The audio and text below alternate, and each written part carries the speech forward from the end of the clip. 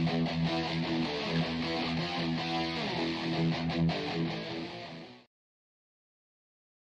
दोस्तों, एक बार फिर स्वागत है आप सभी का अपने YouTube चैनल 1-to-1 क्लासेस में। आप है मेरे साथ, यानी कि आपके अपने दोस्त नितेश बजाज के साथ। दोस्तों, आज जो चैप्टर हम लोग करने वाले हैं, या जिस चैप्टर के एमसीक्यू हम दोस्तों डिस्कस करने वाले हैं, चैप्टर का नाम है इंफ्रास्ट्रक्चर। ये चैप्टर उन लोगों के लिए बहुत ज्यादा वैल्यूएबल है, यूजफुल है, जो कि तैयारी कर रहे हैं इस चीज की। सोचिए एक बारी, जो तैयारी कर रहे हैं यूपी टीजीटी कॉमर्स के लिए, ठीक है, या फिर यूपी पीजीटी कॉमर्स के लिए तैयारी कर रहे हैं, ठीक है, कॉमर्स वाले हमारे प्यारे मित्र दोस्त, उनके लिए बहुत यूजफुल है। इसके अलावा यूपी पीजीटी इकोनॉमिक्स, भाई पीजीटी इकोनॉमिक्स का जो एग्जाम है उसके लिए चैप्टर बहुत इंपॉर्टेंट है, क्योंकि इकोनॉमिक्स का चैप्टर है, कॉमर्स में भी इंक्लूड है और इकोनॉमिक्स में भी इंक्लूड है। इसके अलावा केवीएस एनवीएस के जो भी लोग तैयारी कर रहे हैं दोस्तों इकोनॉमिक्स के लिए, PGT economics, KVS NVS, DSSB, जो भी एग्जाम जिसमें पीजीटी इकोनॉमिक्स से रिलेटेड मटेरियल आएगा उसके लिए चैप्टर बहुत इंपॉर्टेंट है। और इसके अलावा हमारे जो प्यारे प्यारे बच्चे जो सीयूईटी इकोनॉमिक्स की तैयारी कर रहे हैं उनके लिए भी ये चैप्टर काफी यूजफुल है। बच्चों, सभी लोग बहुत अच्छे से प्रैक्टिस करेंगे इस चैप्टर की। शुरू करते हैं। हमारा पहला सवाल आपके सामने आ चुका है दोस्तों। विच of the following does not constitute infrastructure? इनमें से कौन सी चीज आती है जो इंफ्रास्ट्रक्चर का पार्ट नहीं है? इरिगेशन फैसिलिटी इंफ्रास्ट्रक्चर का पार्ट है, ट्रांसपोर्टेशन फैसिलिटी भी इंफ्रास्ट्रक्चर का पार्ट है, पोर्ट्स भी इंफ्रास्ट्रक्चर का पार्ट है, तो ऐसा तो कुछ है ही नहीं जो पार्ट नहीं है। तो आंसर आएगा दोस्तों नन ऑफ दीज। ये क्वेश्चन में आंसर है हमारा none of these. Next question हमारे सामने आ गया। Which of the following indicates lack of infrastructure facility in rural India? दोस्तों एक बार सोचिए, क्या है ऐसी चीज इसमें जो infrastructure facility in rural India को इंडिकेट नहीं करती? ध्यान से देखना पड़ेगा, ठीक है, ध्यान से देखते हैं। Rural women still using biofuel for cooking needs. आज भी गांव की महिलाएं जो बायोफ्यूल्स हैं उनका यूज कर रही है क्योंकि नीड्स के लिए, लकड़ी जला रही है और जो गोबर के उपले होते हैं वो जला रही हैं। बिल्कुल सही बात है। They walk long distance to fetch fuel, water etcetera. भाई फ्यूल मीन्स बेसिकली लकड़ी लेने के लिए बहुत दूर जाना पड़ता है, पानी के लिए बहुत दूर जाना पड़ता है। हाँ, बात तो सही है। Only 30% access have access to improve sanitation. सिर्फ 30% घरों में सैनिटेशन फैसिलिटी अच्छी है। बात सही है, मुझे लगता है सारे ठीक है यार। ये तो बिल्कुल सही है कि रूरल इंडिया के हालात काफी ज्यादा अभी अच्छे नहीं है, या जो भी एनसीईआरटी में जितना पार्ट मेंशन है उसके अकॉर्डिंग अभी अच्छे नहीं है और उसमें काफी इंप्रूवमेंट की नीड है। तो इसलिए आंसर नंबर 4 वाला इसका आएगा दोस्तों, ध्यान रख के चलेंगे। Question number 3, which of the following is renewable resource of energy? देखो रिन्यूएबल कौन सा होता है दोस्तों, आप लोग पता है बहुत अच्छे से। सोलर हमारा रिन्यूएबल है क्योंकि फ्री गिफ्ट ऑफ नेचर है, विंड एनर्जी रिन्यूएबल है क्योंकि फ्री गिफ्ट ऑफ नेचर है, थर्मल हमारा कोल वाला होता है, ये तो फ्री गिफ्ट ऑफ नेचर तो है लेकिन ये गायब हो जाएगा, नॉन रिन्यूएबल है, आपको पता ही है, ठीक है। विंड और सोलर तो गायब नहीं होंगे, तो बोथ ए एंड बी दोस्तों इसका आंसर रहेंगे। कोल के रिजर्व्स हमारे पास काफी लिमिटेड है और सुनने में आता है कि 2040-50 तक ये सारा रिजर्व खत्म हो जाएगा, इसलिए थर्मल हमारा उसका पार्ट नहीं हो सकता, ध्यान रखेंगे दोस्तों। Question number 4, which of the following is an importance of infrastructure? Importance बतानी इंफ्रास्ट्रक्चर की। पहला पॉइंट है facilitate functioning of the economy, मतलब फंक्शनिंग ऑफ द इकोनॉमी को स्मूथ करता है। हाँ, बात तो सही है यार, अच्छा है। क्वालिटी ऑफ लाइफ को इंप्रूव करता है। हाँ बिल्कुल, इंफ्रास्ट्रक्चर से क्वालिटी ऑफ लाइफ इंप्रूव होती है। अनएम्प्लॉयमेंट को प्रमोट करता है। अनएम्प्लॉयमेंट को इंफ्रास्ट्रक्चर नहीं, बिल्कुल भी नहीं। तो बहुत ए एंड बी दोस्तों हमारा इसका सही आंसर होगा, क्योंकि इंफ्रास्ट्रक्चर लाइफ की क्वालिटी को काफी इंप्रूव करता है और दूसरा इकोनॉमी को भी आगे बढ़ने में मदद करता है। तो सुधार के चलेंगे। Question number 5, India's energy policy encourages the following two energy sources. Okay, energy policy जो है कौन सी एनर्जी को आज के टाइम में प्रमोट करके चल रही है? क्या हाइडल एंड थर्मल है, विंड एंड थर्मल है, हाइडल एंड विंड है, या थर्मल एंड न्यूक्लियर पावर है? दोस्तों थर्मल तो वैसे भी नहीं आ सकती, क्योंकि मैंने आपको बताया थर्मल तो वैसे ही खतरे में बहुत जा रहा है। जिसमें भी थर्मल है वो तो पहले काट दूंगा मैं, थर्मल तो आ ही नहीं सकती। और ये न्यूक्लियर पावर है, राम राम कैसी बातें कर रहे हो, न्यूक्लियर पावर कहाँ से यूज कर लेंगे हम? ना भाई ना, ये तो अलाउड ही नहीं यूज करनी, देश पर बात करोगे क्या? तो दोस्तों आंसर रहेगा हमारा हाइडल एंड विंड। हाइडल और विंड मतलब ये बहुत ही कॉमन है। एक वाटर से हम एनर्जी प्रोड्यूस करते हैं, इलेक्ट्रिसिटी प्रोड्यूस करते हैं, और एक विंड से है टर्बाइंस घुमा के, सब लोग पता ही है यार, तो बहुत कॉमन है, ध्यान रखेंगे। Question number 6, which of the following is not a measure to meet power crisis? इनमें से कौन सा पावर क्राइसिस को मीट करने का मेजर नहीं है? मतलब अगर मैं प्लांट लोड फैक्टर बढ़ा देता हूं तो पावर क्राइसिस मीट नहीं होगा? हो जाएगा। अगर मैं ट्रांसमिशन डिस्ट्रीब्यूशन लॉसेस को कवर कर लेता हूं, क्या पावर क्राइसिस दूर नहीं होगा?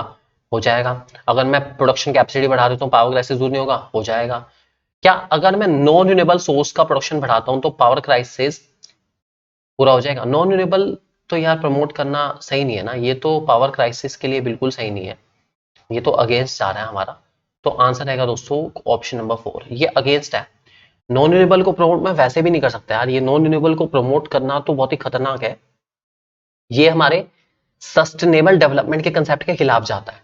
और सस्टेनेबल डेवलपमेंट कहता है कि जो आज की जरूरतें हैं मुझे उनको भी पूरा करना है, लेकिन फ्यूचर वालों के लिए कुछ छोड़ना है। अगर मैंने आज ही सारा नॉन रिन्यूएबल सोर्स खत्म कर दिया तो आने वाली जनरेशन को कैसे पता चलेगा कि कोल क्या होता है, क्रूड ऑयल क्या होता है, उन्हें कुछ भी पता चलेगा। तो मैंने अपनी धरती को आने वाली जनरेशन से उधार ले रखा है, मुझे उनको देनी है और अच्छी देनी है वापस, इसलिए ये वाला पॉइंट दोस्तों हमारा आंसर नहीं रह सकता, ध्यान रखेंगे।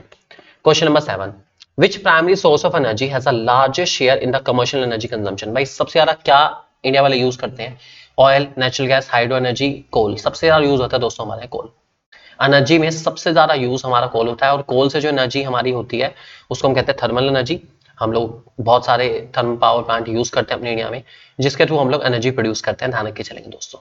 Question number 8, when was Delhi state electricity board setup. भाई दिल्ली इलेक्ट्रिसिटी स्टेट बोर्ड कब बना, कब बना, कब बना? सोचो सोचो सोचो, और इसका आंसर कमेंट सेक्शन में दो। मजा तब है जब कमेंट सेक्शन में, भाई ये तो आंसर ऐसा है जो बहुत कॉमन है, आप आराम से गूगल से ढूंढ के भी, कुछ को तो याद भी होगा, आराम से आप गूगल का सहारा लीजिए, अपना माइंड का सहारा लीजिए, अपनी नॉलेज का सहारा लीजिए और बताइए इसका सही आंसर क्या है दोस्तों। इसका सही आंसर कमेंट सेक्शन में पिनअप कर दिया जाएगा, और ये काम मैंने आपको दे दिया है। आंसर नंबर 8 क्या है ये आप मुझे बताएंगे कमेंट सेक्शन में जाके दोस्तों। Question number 9, how does infrastructure contribute to economic development of a country. Infrastructure देश की इकोनॉमिक डेवलपमेंट में कैसे सहायक है, कैसे सहायता करता है? By increasing the productivity of factor production, बात तो सही है। By improving the quality of life of its people, life की क्वालिटी लोगों की इंप्रूव करके भी इंफ्रास्ट्रक्चर सहारा कर सकता है, हेल्प कर सकता है। बात तो ठीक है, लोगों की क्वालिटी अच्छी होगी, हेल्थ अच्छी होगी, एजुकेशन अच्छी होगी, अपने आप ही सब अच्छा हो जाएगा, इकोनॉमिक डेवलपमेंट ज्यादा होगी। इसका पढ़े लिखे लोग ज्यादा कंट्रीब्यूट कर सकते हैं इकोनॉमी में, हेल्दी लोग ज्यादा कंट्रीब्यूट कर सकते हैं इकोनॉमी में, बात तो सही है। तो मुझे लगता है बहुत ए एंड बी हमारा एक्यूरेट आंसर रहेगा दोस्तों। इंफ्रास्ट्रक्चर लोगों की क्वालिटी ऑफ लाइफ और प्रोडक्शन को इंप्रूव करके इंफ्रास्ट्रक्चर के थ्रू काफी ज्यादा हेल्प करता है इकोनॉमी, ये दोस्तों ध्यान रख के चलेंगे। Question number 10, power generated from water is called. ओहो क्या बात है, सिंपल सा क्वेश्चन दोस्तों हमारा। Question number 10, power generated from water को हम क्या कहते हैं, क्या कहते हैं, क्या कहते हैं? सोचिए सोचिए सोचिए। पावर जनरेटेड फ्रॉम वाटर, पानी से हमने कुछ पावर जनरेट करी है, इसको क्या कहा जाएगा? क्या ये हमारा थर्मल है, हाइड्रो इलेक्ट्रिक है, एटॉमिक है, टाइडल है? तो दोस्तों इसको हम कहते हैं हाइड्रो इलेक्ट्रिक। हाइड्रो इलेक्ट्रिक सबसे कॉमन है, ठीक है। हाइड्रो इलेक्ट्रिक हमारे पानी से जनरेट होने वाली पावर को हाइड्रो इलेक्ट्रिक पावर कह के चलते दोस्तों, ध्यान रख के चलेंगे। Question number 11, from which of the following is a source of generation we get the largest amount of power. भाई सबसे ज्यादा पावर कहां से आ रही है? अभी बताया था मैंने, सबसे ज्यादा हमारे इंडिया में कोल का इस्तेमाल होता है, और कोल से हम लोग जो पावर प्रोड्यूस करते हैं उसको कहते हैं थर्मल पावर।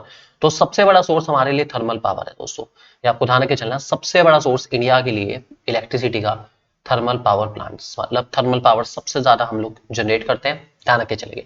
टाइडल वैसे भी अभी इतना ज्यादा ट्रेंड में नहीं है यूज करें, एटॉमिक अलाउड हमारे यहाँ है नहीं करना, हाइड्रो इलेक्ट्रिक इतना ज्यादा पॉपुलर नहीं है, बहुत ज्यादा यूज भी नहीं होता। तो थर्मल ही है जो सबसे कॉमन है, जो सबसे पहले से यूज होता आ रहा है और ट्रेडिशनल है, इसी का यूज सबसे ज्यादा होता है आज भी हमारे इंडिया में। Question number 10, dash refers to the source of energy which has come into use only recently. जो अभी अभी, आई रिपीट, जो अभी अभी चर्चा में आए हैं, ऐसे सोर्सेज ऑफ एनर्जी को क्या कहते हैं दोस्तों? तो ऐसे सोर्सेज ऑफ एनर्जी को दोस्तों हम लोग कह के चलते हैं non conventional sources of energy. Conventional तो होते हैं जो हमारे बहुत पुराने हैं, जो कंसिस्टेंट हैं, बहुत टाइम से चल रहे हैं, बहुत टाइम से चल रहे हैं। तो ऐसे सोर्सेज जो अभी रिसेंट टाइम में ट्रेंड में आए हैं उनको दोस्तों हम लोग नॉन कन्वेंशनल कहते हैं। नॉन कन्वेंशनल में आपका आता है सोलर, जो कि बहुत कॉमन है, ठीक है, सोलर एनर्जी, उसके बाद विंड एनर्जी, ठीक है, टाइडल एनर्जी भी हम कह सकते हैं इसको। ये सब के सब हमारे किस में आते हैं? ये आते हैं दोस्तों हमारे non conventional sources of energy का पार्ट, ध्यान रख के चलेंगे। Question number 13, which of the following is a non conventional source of energy. अरे क्या बात है, अभी तो बताया मैंने नॉन कन्वेंशनल में क्या क्या आता है, सोचो एक बारी। Geothermal, wind power, nuclear power. देखो न्यूक्लियर पावर तो बिल्कुल भी नहीं आ सकता, ये तो पॉसिबल ही नहीं। विंड होता है, ये आप जानते हैं।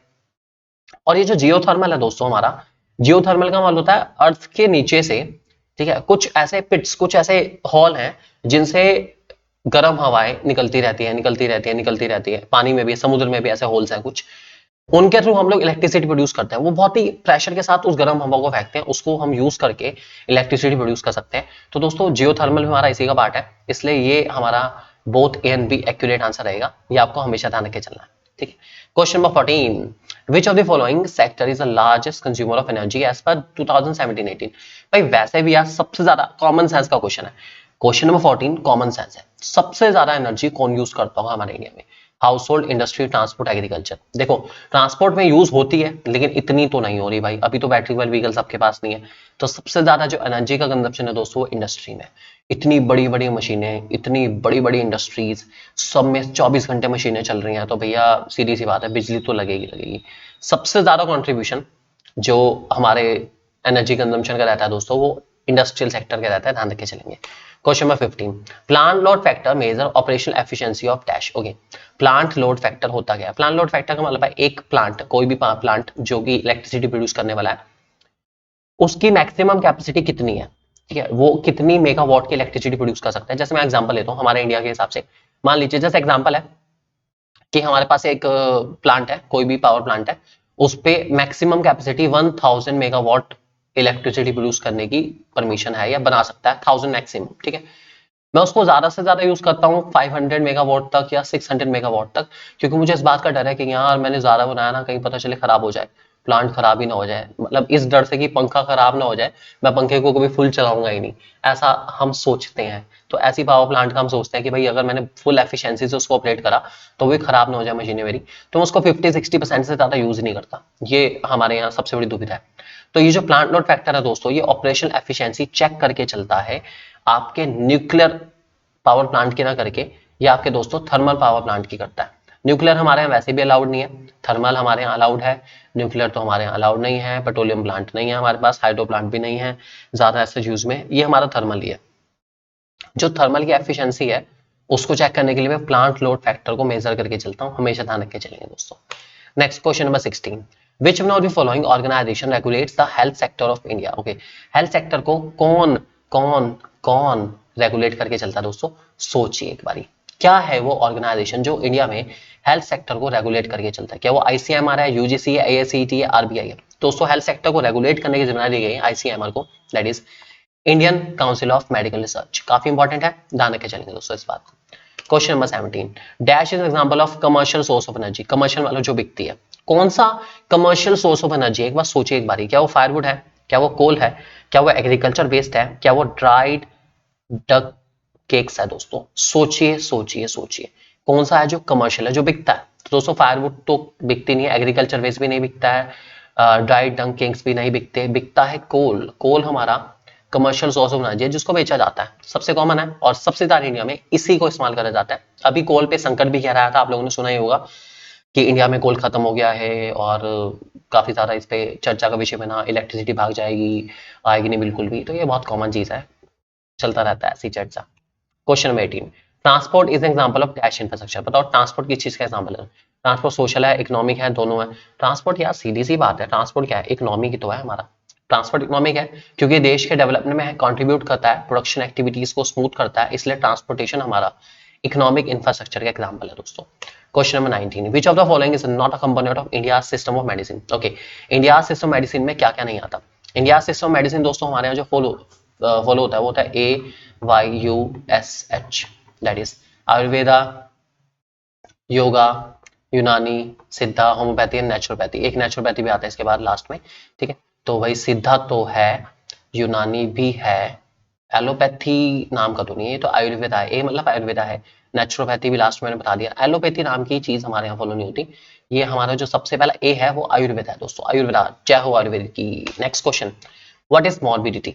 मॉर्बिडिटी का मतलब क्या है भाई? ये बहुत ही कॉमन है। मॉर्बिडिटी का मतलब जो होता है, आप पढ़ेंगे भी तो पता चलेगा, मॉर्बिडिटी का मतलब है प्रोनेस टू फॉल इल, मतलब बीमार होने के चांसेस को हम लोग मॉर्बिडिटी के नाम से जानते हैं। तो मॉर्बिडिटी कुछ और नहीं है, वो है प्रोनेस टू फॉल इल। मुझे उम्मीद है शायद कुछ लोगों ने तो उसको गैस कर ही लिया होगा, कुछ लोगों ने जिन्होंने पढ़ा है चैप्टर और बहुत गहराई में इस चैप्टर को पढ़ा है, वो बहुत आसानी से इस चैप्टर के क्वेश्चन को गैस कर पा रहे हैं। तो ये थे दोस्तों हमारे 20 क्वेश्चन जो कि थे इंफ्रास्ट्रक्चर चैप्टर से, जो कि मोस्ट इंपॉर्टेंट है। मुझे पूरा विश्वास है आपको मजा आ गया क्वेश्चन टाइम करके, और जिनके बिल्कुल ठीक हुए हैं वो प्लीज कमेंट सेक्शन में जरूर जाके जरूर बताना कि आपके 20 में से कितने ठीक है। और अगर आपका 20 में से 20 स्कोर है तो भाई मजा ही आ गया, बहुत बढ़िया चल रहे हैं आप, बहुत अच्छी बात है। God bless you, take care.